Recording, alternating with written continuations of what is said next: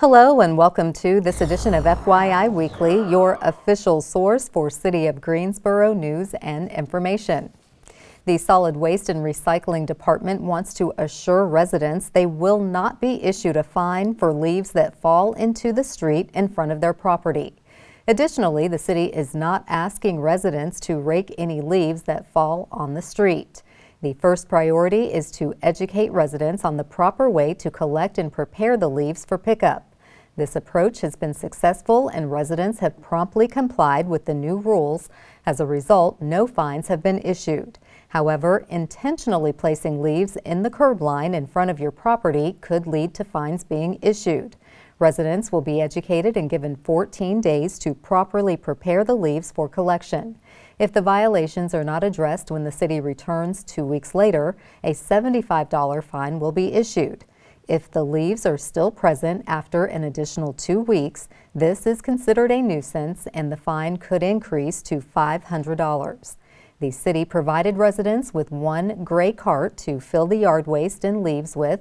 Once the carts are full, you can place up to 15 biodegradable paper bags along the curb line. Pickup service is weekly through the month of February. Afterwards, weekly service will continue, returning to the standard 10-bag limit. To purchase a second gray cart for $65, call the contact center at 336-373-2489. For more information about the new leaf collection rules, visit the city's website. The City of Greensboro invites the community to celebrate the groundbreaking for the Windsor-Chavis NOCO Community Complex. The event will take place at 11 a.m. on Saturday, November 23rd at the Windsor Recreation Center on East Gate City Boulevard.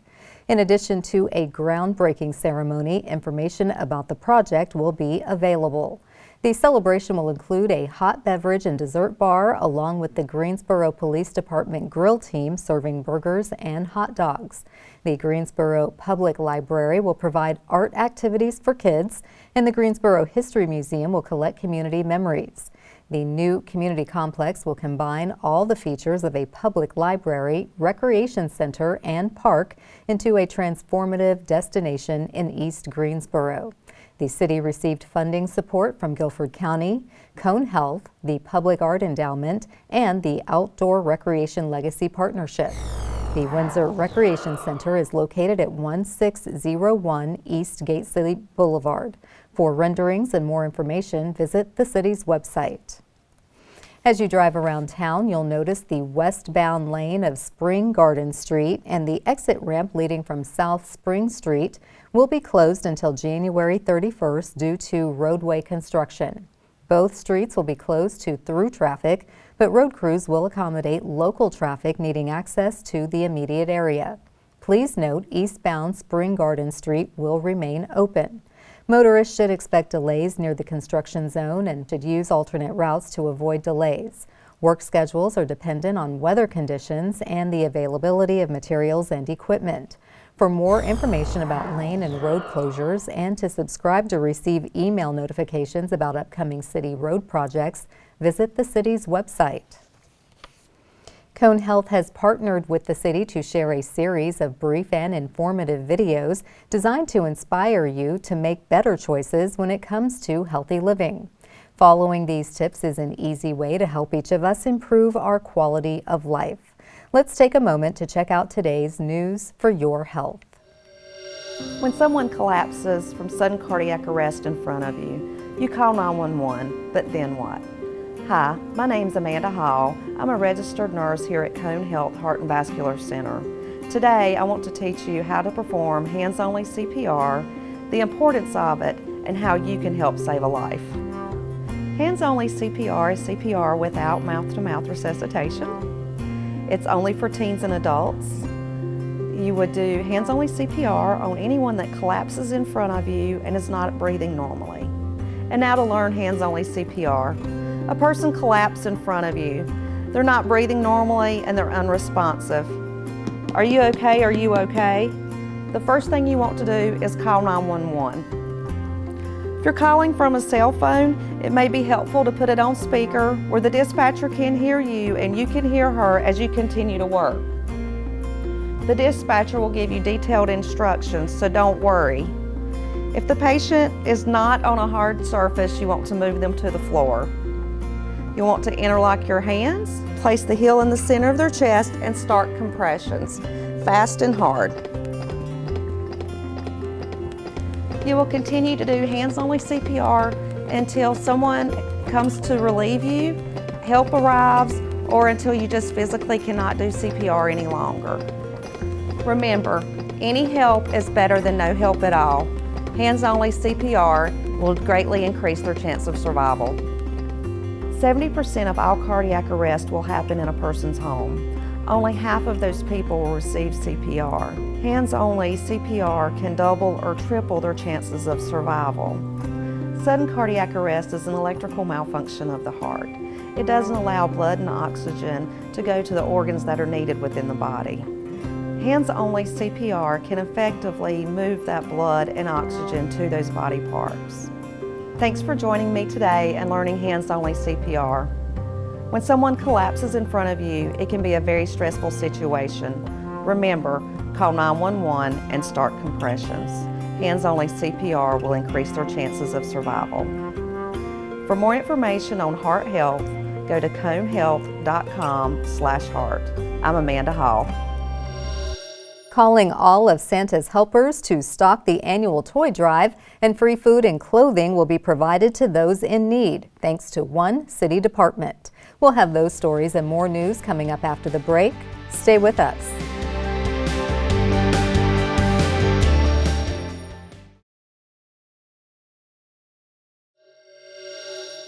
Welcome back. The Greensboro Youth Council is coordinating the annual Santa's Workshop Toy Drive. This is open until December 6th in preparation for a festive holiday season. New and gently used toys are accepted for children ages 6 months old to 13 years old. Toy giving guidelines are available on the city's website. Monetary donations are also accepted on the Greensboro Youth Council website. Individuals, families, or community groups interested in volunteering can sign up. Adults must accompany volunteer groups with children aged 10 and younger. Drop-off locations include the following recreation centers: Lindley, Griffin, and Glenwood. The McGirt-Horton and Kathleen Clay Edwards libraries are also options to drop off toy donations. Hours may vary by location. Please call the specific location to confirm the available drop-off times. The city's Office of Community Safety and Black Men United are hosting an outreach event for residents and their families.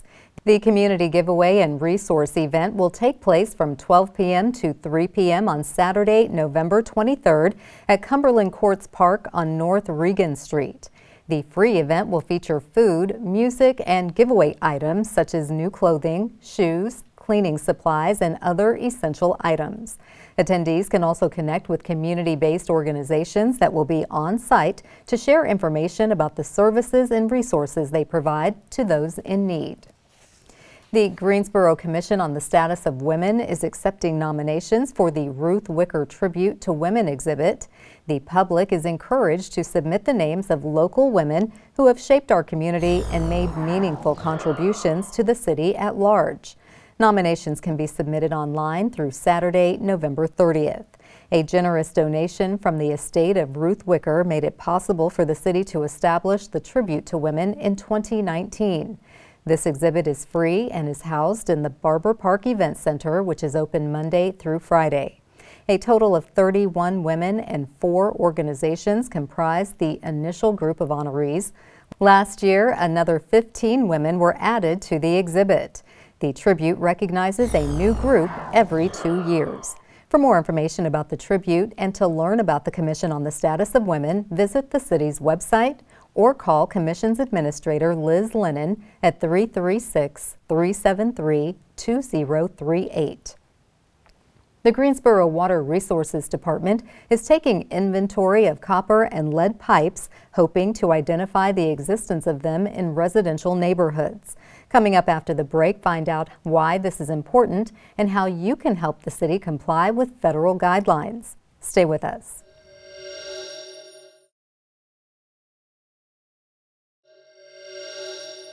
Welcome back to FYI Weekly. The Environmental Protection Agency requires the Greensboro Water Resources Department to identify the existence of lead and copper pipes in residential neighborhoods. Joining me now to tell us how this relates to public health is Mario Edward. He is an engineering supervisor with the Water Resources Department. Hello, Mario. Welcome. Hello. Good to see you. Good to see you. So this is clearly an important topic. We have water pipes going all throughout the city. So explain the purpose of the lead and copper pipe compliance program.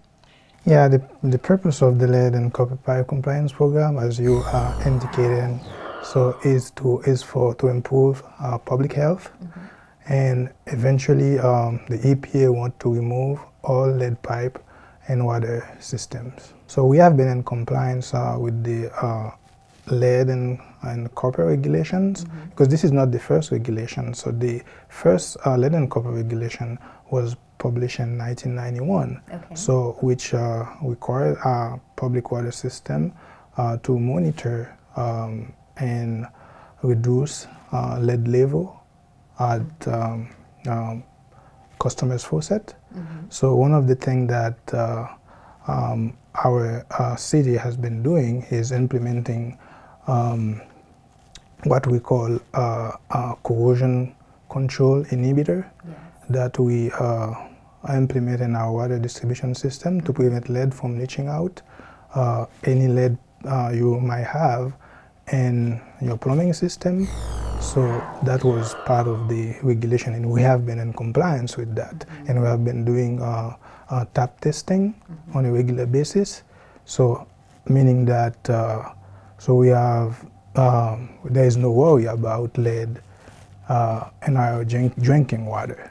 So and now the new regulation is basically wanting to go further. So instead of simply monitoring lead in our system, they want to identify the service pipe material, and once you identify them, and every lead service pipe material need to be out. So the purpose is to identify that. Letters went out, so we wanted residents to be aware that we're trying to take an inventory, figure out where these pipes are. What do you want residents to understand from the message in the letter, especially since the EPA pretty much says what needs to go in that letter? Yeah, so what they need to know, first of all, don't panic. So the purpose of the letter is not to make people panic. The main purpose of the letter is to inform our customers that we don't know the water service pipe, because it is a part of the new EPA requirements. So after you develop your initial inventory, if you don't know the service pipe of your customers, so you need to send a notice to them and let them know you don't know the service pipes, and you have a specific language about health effect of lead in that notification. Those are general information, so those are not designed to make people panic. Okay, so I think people read the letter. It said, get your children tested. So they're taking it verbatim, but you're saying these are just general guidelines in the event that you might have lead pipes, but don't assume that you do, and don't be afraid thinking that yourself or your household, your children are in danger. Absolutely. Okay, so we want to then get to the point of checking the pipes. If you're a homeowner and you really don't know, are my pipes lead, are they copper, are they plastic? How do they go about doing that? Yeah, one of the ways that you can do it, you can ask your plumber to help you do it, or you can also look at where your shutoff valve is in your house. So because we're talking about the service pipe, the pipe running from the water meter to your house. So it can be located in your crawl space. It can be located in your closet. When you find a shutoff valve, so you look at the pipe running from underneath your house to the shutoff valve, and you can use a magnet. If the magnet sticks to it, so that means the pipe is galvanized. If the magnet doesn't stick to it, but it's a metallic pipe, if it is brown, it is copper. If it is gray, it is lead. Okay, good to know. brown is copper and gray is lead. Is lead. And you want neither one of those. Copper is okay, so you just don't want lead. Lead. Okay, so if you determine it's lead, then what do? You call the So if you city? determine it's lead, you let us know. Okay. If you determine it's copper too, you let us know. Whatever is the determination, you let us know, because we need that information to update our inventory. Okay, so we want an accurate report that goes back to the state so they can see how many lead pipes we have in Absolutely. Greensboro. Okay, so with that, residents are going to check their pipes. They're going to call us and let us know, are they brown or gray, and they can reach the city. How do you want them to do that? They want to call the contact center? So there is a lead survey that is in our website. So they can go to the lead survey on Water Resources website. So, and they will follow the instructions, and when they find out the pipe material, so they fill out the survey and we'll receive that information. Okay, well, Mario, this is very important. Thank you for stopping by, educating us on how to determine what types of pipes we might have.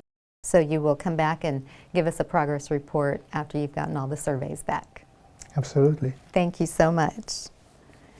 Stay tuned for some interesting and useful information about Greensboro as we tell you something about the city. That segment is coming up after the break. Stay with us.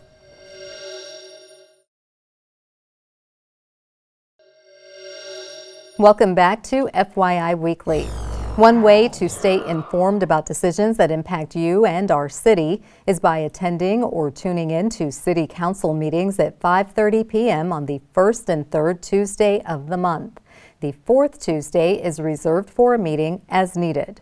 The City Council meetings take place in the Katie Dorset Council Chamber on Level 2 of the Melvin Municipal Office Building located at 300 West Washington Street. The public is allowed in person, but only in a limited capacity. Those who choose not to be in the building can participate virtually. The Greensboro City Council meetings are broadcast right here on GTN. The meetings are also streamed live on the city's website and on Roku. To review the council meeting schedule and agendas, please visit the city's website. Here's an opportunity to learn a little something about the city. The Greensboro City Council unanimously passed a resolution regarding the winter shelter program for the upcoming winter season. The resolution grants the city manager authorization to enter into a contract with Greensboro Urban Ministries in an amount not to exceed $425,000. The city, along with Greensboro Urban Ministry, the local faith community, and other community leaders have partnered to develop a program to provide overnight sheltering this winter.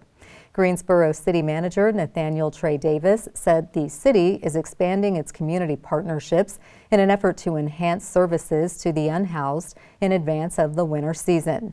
We are thankful for these partnerships as they allow the city to provide for our most vulnerable population in their time of need. Through this program, Greensboro Urban Ministry will expand its Weaver House Shelter program, adding nearly 60 beds. This expansion is in addition to the 83 beds available at the city's Doorway project at Pomona Park. Greensboro Urban Ministry will operate 4 additional off-site locations downtown, providing case management and hiring support staff. The program will be available from December 2024 through March 2025. Coming up after the break, we'll showcase our department spotlight, but first, prepare to mark your calendars for the places to go and things to do on the town. I'm Dave, and here are some special events happening this week on the town. The Benjamin Branch Library hosts Thanksgiving on Thursday and more Magic Treehouse Adventures November 23rd. Travel through time with Jack and Annie with fun challenges inspired by books in the Magic Treehouse series. Use your skills and smarts in an obstacle course with physical tasks like walking the plank with pirates and throwing a javelin at the Ancient Olympics. Learn more about this free event for all ages on the library website at greensborolibrary.org. 5 of the hottest young acts in country music visits Piedmont Hall November 23rd as Q104.1 presents The Rising Stars in concert. Tiger Lily Gold, Dylan Marlowe, Jackson Dean, George Burge, and Matt Stell take the stage beginning at 7 p.m. Find tickets and learn more at gsocomplex.com. The best-selling Christmas artist of all time comes to the Tanger Center November 23rd. Chip Davis and Mannheim Steamroller celebrate the 35th year of their annual Christmas tour with a performance featuring their classic hits plus dazzling multimedia effects. Get tickets to see this Grammy Award-winning group at tangercenter.com. This most magical time of the year is a great time to see The Illusionist, Magic of the Holidays Broadway production. The Tanger Center hosts this world-famous touring magic spectacular November 24th. This non-stop show is packed with sophisticated magic of unprecedented proportions. Get tickets at tangercenter.com. Stay tuned to FYI Weekly for more happenings on the town.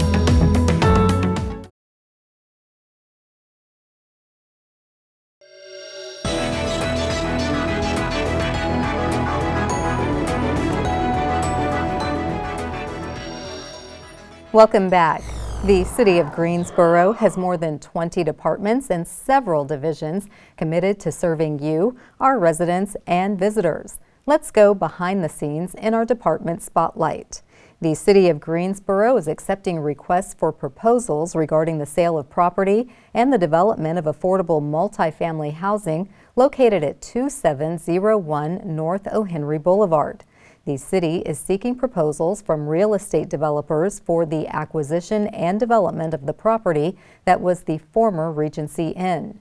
The selected project should address housing needs within the community and enhance the surrounding area.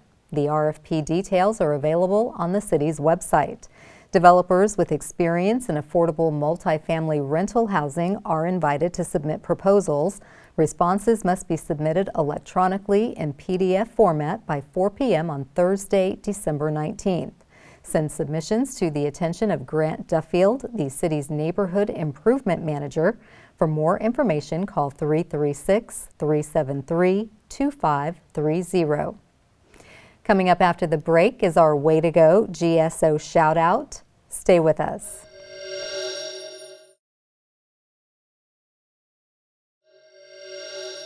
As we draw to a close, we always want to end on a positive note with our Way to Go GSO shout out. This week's shout out goes to Greensboro's Office of Community Safety. The staff hosted the second annual Triad Strong Music Festival at Smith High School. The free event promoted community violence awareness.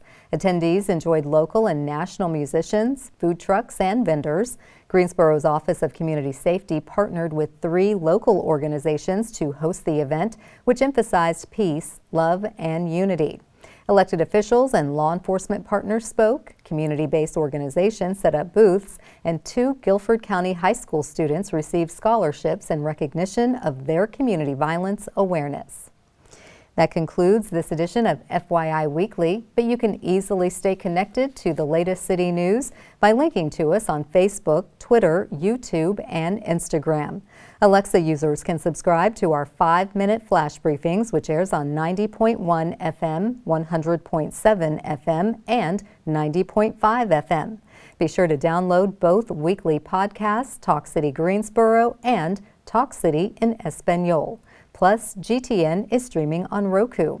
For all of us here at the City of Greensboro, thanks for watching, and we'll see you next time.